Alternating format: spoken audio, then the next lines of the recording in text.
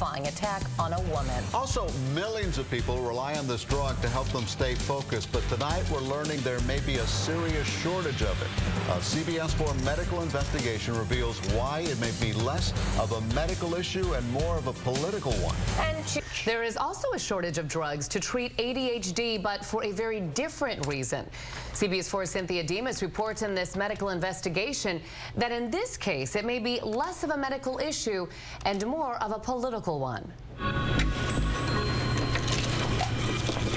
Dane Swearingen is an avid guitarist for fun, but works as a security officer for a mall. He realized he had ADHD and did something about it. Got a prescription. It just gives me a lot more focus. But recently, he, like many others, is getting the same response from pharmacists across the country. Yeah, we don't have it. We don't know when we're going to get it. The reported shortage of pills used to treat ADD or ADHD is likely a result of a troubled partnership.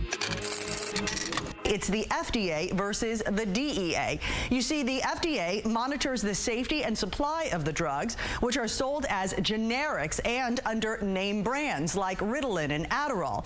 The DEA sets up the quotas, how much is actually allowed to be made so the drug isn't abused. Well, the FDA says the DEA is being too strict. Then there's this argument. It's about money. You see, there's a particular shortage of the cheaper generic version of the drugs versus the high-priced name brands, and how the manufacturer divides up its quota is left up to the company. So there's the allegation that the more expensive stuff is being made more often and the cheaper stuff less often, so people have to spend more.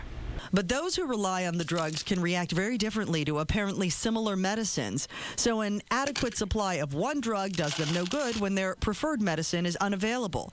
And prices can vary so much that some patients say they cannot afford to switch.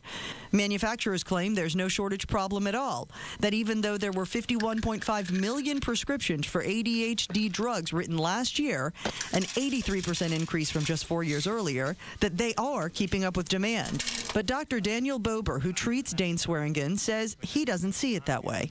I've had multiple people tell me that they've had problems obtaining the medications. And the FDA has put these drugs on the official shortages list. Dr. Bober says people are being forced to go from pharmacy to pharmacy until they can find the drug somewhere or pay a much higher price for the name brand drug. That is, if they can find that. So what can be done? Well, you can make some noise, get these federal agencies regulating these drugs to really rethink and re-examine the effect they're having on people. In Hollandale Beach, I'm Cynthia Demas, CBS 4 News. And now it's time for us to pay attention. Today